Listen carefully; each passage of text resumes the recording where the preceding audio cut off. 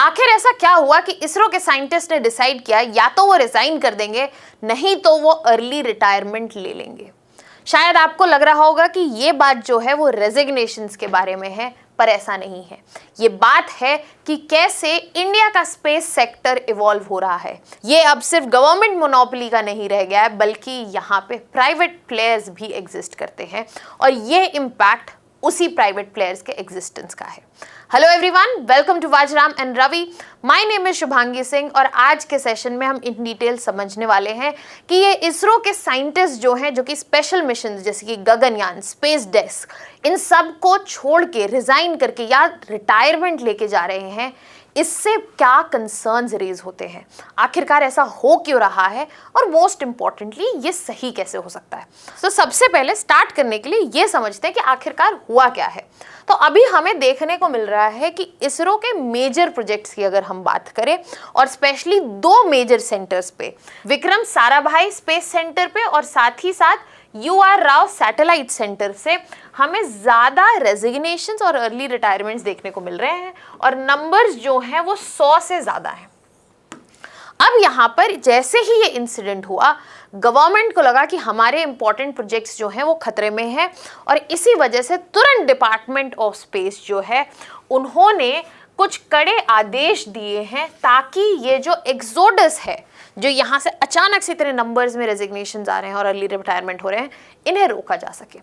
तो सबसे पहला तो यह सवाल उठता है कि आखिरकार इसरो साइंटिस्ट छोड़ के इतने बड़े बड़े प्रोजेक्ट क्यों जा रहे हैं, इतने बड़े बड़े मिशन को छोड़ के क्यों जा रहे हैं।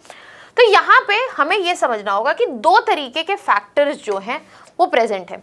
जैसे कि जब हम बात करते हैं माइग्रेशन की, तो हम क्या बात करते हैं, हम बात करते हैं पुश फैक्टर्स की और पुल फैक्टर्स की।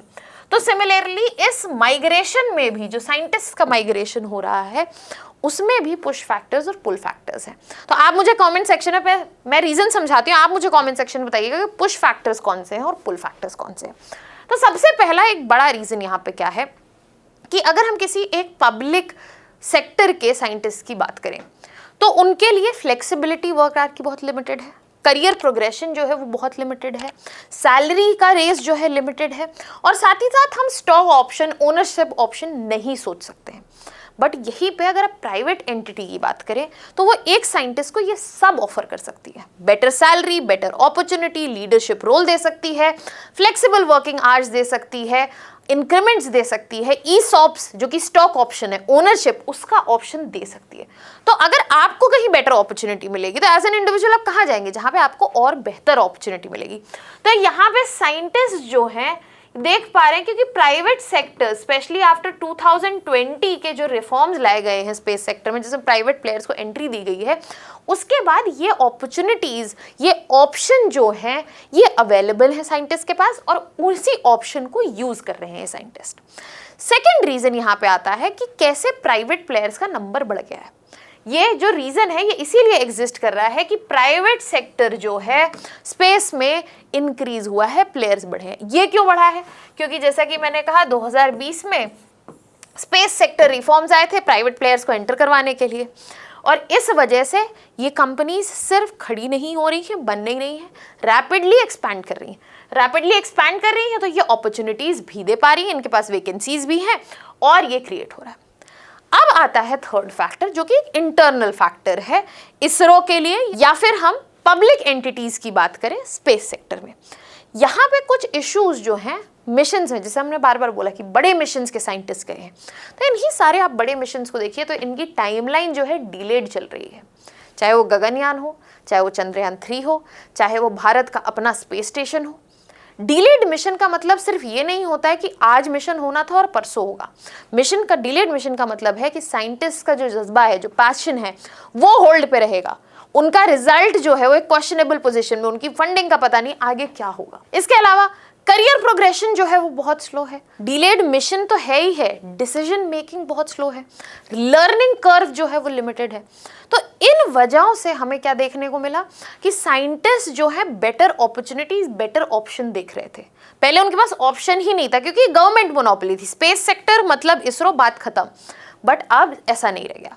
तो यहाँ पे ऑप्शंस क्रिएट हुए और बेहतर ऑप्शंस भी क्रिएट हुए। इसलिए हमें देखने को मिल रहा है कि जो साइंटिस्ट्स हैं वो इसरो को छोड़ के जा रहे हैं। मैं यहाँ पे बता दे रही हूँ कि ये दोनों जो हैं ये पुल फैक्टर्स हैं और ये जो इंटरनल है वो पुश फैक्टर है। अब हम यहाँ पे आगे समझते हैं कि क्या ये ऐसा पहली बार हो रहा है, और अगर हो रहा है तो गवर्नमेंट इसे रोक सकती है। अगर रोक सकती है तो कितनी लीगल कैपेसिटी है गवर्नमेंट के पास। सबसे पहली बात, ये पहली बार नहीं हो रहा है। 2004 से 7 का समय देखें, तब भी यंग रिक्रूट्स के बड़े नंबर्स जो हैं इसरो छोड़ के गए हैं। 2012 से 24 के बीच में अगर आप देखें तो लगभग 700 एम्प्लॉयज जो है छोड़ के गए हैं। But at the same time अभी इतना कंसर्न इसलिए रेज हो रहा है क्योंकि ये स्पेशल साइंटिस्ट जिनके पास एक्सपर्टीज है, जो कि स्पेशल मिशंस में इन्वॉल्व हैं, जो फ्लैगशिप मिशंस हैं इसरो के, जो फ्लैगशिप मिशंस इंडिया की ग्लोबल इमेज बनाने वाले हैं, ये उनसे एसोसिएटेड हैं। इसलिए इतना कंसर्न है। So it is not about number of resignations, it is about that the expertise is going away, it is about कि एक्सपीरियंस जा रहा है, और ये एक्सपीरियंस जो है एक दिन में क्रिएट नहीं हो सकता, ये स्किल जो है एक दिन में क्रिएट नहीं हो सकता। रिक्रूट तो किया जा सकता है नया, तो इसी को चेंज करने के लिए या थोड़ा रोकने के लिए या एटलीस्ट स्लो करने के लिए मैंने जैसा कहा डिपार्टमेंट ऑफ स्पेस ने मेमोरेंडम निकाला तुरंत और कहा कि जो पहले प्रोसेस था जिसमें डायरेक्टर के पास पावर थी रेजिग्नेशन एक्सेप्ट करने का, वो पावर ले ली जा रही है। अब रेजिग्नेशन कौन एक्सेप्ट करेगा? डिपार्टमेंट ऑफ स्पेस एक्सेप्ट करेगा, और ये नया प्रोसेस जो है लाके रख दिया गया है।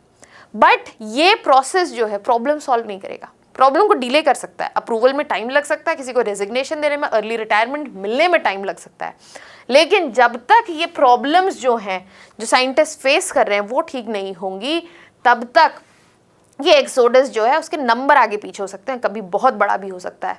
बट इससे हार्म किसको पहुंचेगा? हमारे स्पेस मिशंस को।